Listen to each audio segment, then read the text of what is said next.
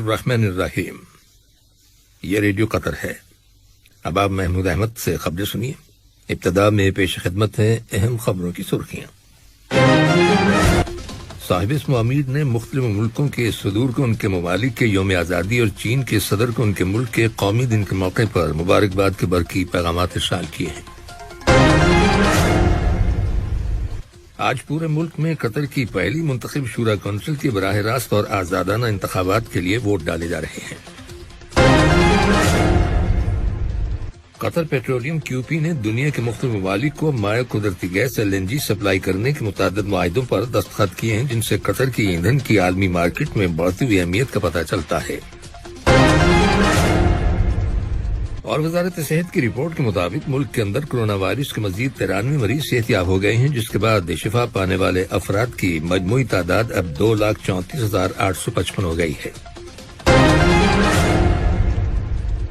یہ تھی اہم خبروں کی سرخیاں، اور اب سے چند لمحوں بعد تفصیل سے خبریں نشر کی جائیں گی۔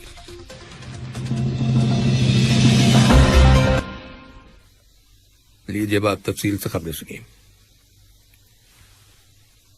صاحب اسم امیر شیخ تمیم بن حمد آل ثانی نے جمہوریہ پالاؤ، جمہوریہ قبرص اور وفاقی جمہوریہ نائجیریا کے صدور اور توالو کی گورنر جنرل کو ان ممالک کے یوم آزادی کے موقع پر مبارکباد کے برقی پیغامات ارسال کیے ہیں۔ صاحب اسم امیر شیخ تمیم بن حمد آل ثانی نے عوامی جمہوریہ چین کے صدر کو بھی ان کے ملک کے قومی دن کے موقع پر مبارکباد کا برقی پیغام روانہ کیا ہے۔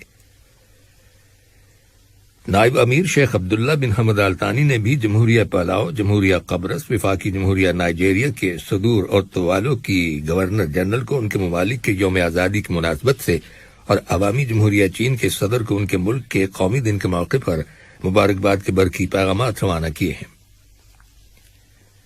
اسی طرح وزیر اعظم اور وزیر داخلہ شیخ خالد بن خلیفہ بن عبدالعزیز آل ثانی نے جمہوریہ قبرص، وفاقی جمہوریہ نائجیریا اور جمہوریہ پالاؤ کے صدور اور توالو کی وزیر اعظم کو ان ممالک کے یوم آزادی کے موقع پر مبارکباد کے برقی پیغامات روانہ کیے ہیں۔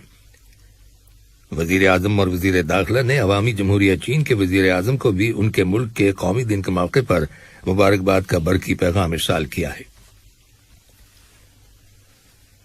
آج پورے ملک میں قطر کی پہلی منتخب شورا کونسل کے انتخابات کے لیے ووٹ ڈالے جا رہے ہیں۔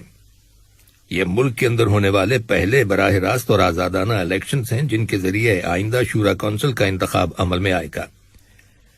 شورا کونسل کے 30 ممبران ان آزادانہ الیکشنز کے ذریعے منتخب ہوں گے، جبکہ 15 ممبران تعینات کیے جائیں گے، اور یوں اس شورا کونسل کے ممبران کی کل تعداد 45 ہوگی، جو قانون سازی، مجلس عاملہ کے ممبران کی کارکردگی کا جائزہ لینے کے علاوہ اور عوام کے مسائل کو ان کی امنگوں کے مطابق حل کرنے کے فرائض انجام دیں گے۔ نئی شورا کونسل کا ایک سیشن سال کے 8 مہینوں پر مشتمل ہوگا، اور صاحب اسم امیر شیخ تمیم بن حمد آل ثانی ہر سال ماہ اکتوبر میں شورا کونسل کے نئے سیشن کا اجلاس طلب کریں گے۔ صاحب اسم امیر بذات خود یا ان کی جگہ کوئی دوسری اہم شخصیت اجلاس کا افتتاح کرے گی۔ قطر پیٹرولیم QP نے دنیا کے مختلف ممالک کو مائع قدرتی گیس LNG سپلائی کرنے کے متعدد معاہدوں پر دستخط کیے ہیں، جن سے قطر کی ایندھن کی عالمی مارکیٹ میں بڑھتی ہوئی اہمیت کا پتہ چلتا ہے۔ جن ممالک کے ساتھ معاہدے کیے گئے ان میں چین بھی شامل ہے۔ قطر پیٹرولیم نے چین کے ساتھ 3.5 ملین ٹن سالانہ LNG سپلائی کرنے کے 15 سالہ ایگریمنٹ پر دستخط کیے ہیں۔ LNG کی سپلائی جنوری سن 2022 سے شروع ہوگی۔ اس کے علاوہ قطر پیٹرولیم نے نارتھ فیلڈ ایسٹ پروجیکٹ کو ڈیولپ کرنے کے لیے $28.75 بلین کے ایک معاہدے پر بھی دستخط کیے ہیں۔ واضح رہے کہ نارتھ فیلڈ پروجیکٹ دنیا کا سب سے بڑا LNG پروجیکٹ ہے۔ قطر ایئر ویز نے اعلان کیا ہے کہ اس نے سعودی عرب کے شہر مدینہ کے شہزادہ محمد بن عبدالعزیز بین الاقوامی ایئرپورٹ کے لیے 1 اکتوبر سے ہفتے میں 4 پروازیں شروع کر دی ہیں۔ فضائی سروسز کی بحالی سے مسافروں کو مدینہ میں آمد اور وہاں سے روانگی میں بڑی سہولت حاصل ہو جائے گی، اور یوں انہیں حمد انٹرنیشنل ایئرپورٹ کے ذریعے ایشیا، افریقہ، یورپ اور امریکہ میں ایئر لائن کی 140 سے زیادہ ڈیسٹینیشنز کے لیے گلوبل نیٹ ورک کی بدولت سفر کرنے میں آسانی ہوگی۔ قطر ایئر ویز نے مصر میں شرم الشیخ شہر کے لیے رواں سال دسمبر کی 3 تاریخ سے ہفتے میں 2 پروازیں شروع کرنے کا بھی اعلان کیا ہے۔ کل وزارت تجارت و صنعت نے ایکسپو 2020 دبئی میں ریاست قطر کے پویلین کا افتتاح کیا۔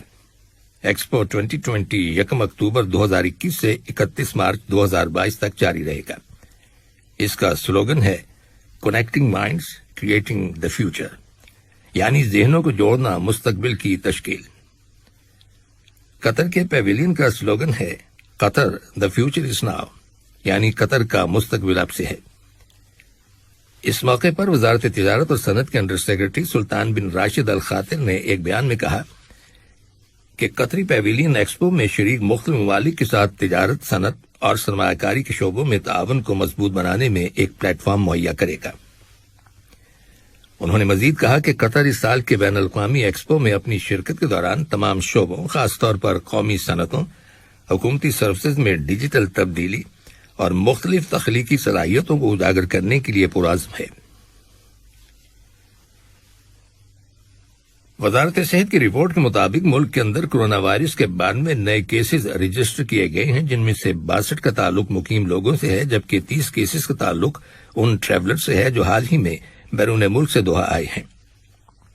وزارت صحت نے کرونا وائرس کے مزید 93 مریضوں کے صحت یاب ہو جانے کی تصدیق کی ہے، جس کے بعد اس وبائی مرض سے شفا پانے والے افراد کی مجموعی تعداد اب 2,34,855 ہو گئی ہے۔ دنیاسنا نیشنل کووڈ 19 ویکسینیشن پروگرام کے تحت اس کے آغاز سے لے کر اب تک لوگوں کو کووڈ 19 ویکسین کی 4,07,20,147 ڈوزز دی جا چکی ہیں۔ چنانچہ ملک کی ٹوٹل آبادی کے 81.9% لوگ کووڈ 19 ویکسین کی دونوں ڈوزز لے چکے ہیں۔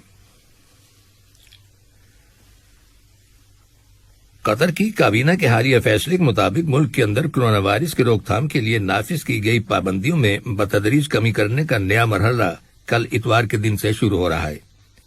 کل سے ملک کے اندر اب تمام ملازمین پہلے کی طرح اپنے کام پر مکمل طور پر واپس آ جائیں گے۔ اسی طرح تمام تعلیمی اداروں میں طالب علموں کی حاضری 100% ہوگی۔ مساجد کے اندر جمعے کی نماز سمیت اب تمام نمازوں کی ادائیگی کے وقت نمازیوں کے درمیان فاصلہ ختم کر دیا جائے گا، جبکہ کھلے مقامات پر فیس ماسک کے استعمال کی ضرورت باقی نہیں رہے گی۔ یہ خبریں ریڈیو قطر سے نشر کی جا رہی ہیں۔ ریڈ کراس کی انٹرنیشنل فیڈریشن اور ہلال احمر سوسائٹیز نے بین الاقوامی برادری سے $2.40 عطیات کی اپیل کی ہے تاکہ آنے والے مہینوں کے دوران افغانستان کے پڑوسی ملکوں کی جانب ہزاروں کی تعداد میں افغان پناہ گزینوں کی آمد سے پیدا ہونے والے حالات کا مقابلہ کیا جا سکے۔ پناہ گزینوں سے متعلق اقوام متحدہ کے ادارے کی ایک رپورٹ میں کہا گیا ہے کہ رواں سال جنوری سے اب تک بیرون ملک جانے والے افغان پناہ گزینوں کی تعداد 30,000 سے زیادہ ہے۔ ریڈ کراس کی رپورٹ کے مطابق افغانستان میں 1,80,00,000 شہریوں کو زندگی کی بنیادی سہولتیں میسر نہیں ہیں اور ان کی زندگیاں بچانے کے لیے فوری طور پر انسانی امداد کی ضرورت ہے۔ ایران کی فوج نے پڑوسی ملک آذربائیجان کے ساتھ سرحد کے قریب ایک بڑی فوجی مشق شروع کر دی ہے۔ اس فوجی مشق کا مقصد طاقت کا مظاہرہ کرنا ہے۔ یاد رہے کہ آذربائیجان کے اسرائیل کے ساتھ قریبی تعلقات ہیں۔ ایران کے سرکاری ٹیلی ویژن پر فوجی مشق کو ٹیلی کاسٹ کیا گیا، جس میں ٹینکوں، ہیلی کاپٹروں، جنگی ہوائی جہازوں اور توپ خانے نے حصہ لیا۔ کل شمالی کوریا نے ایک نئے طیارہ شکن میزائل کا تجربہ کیا ہے۔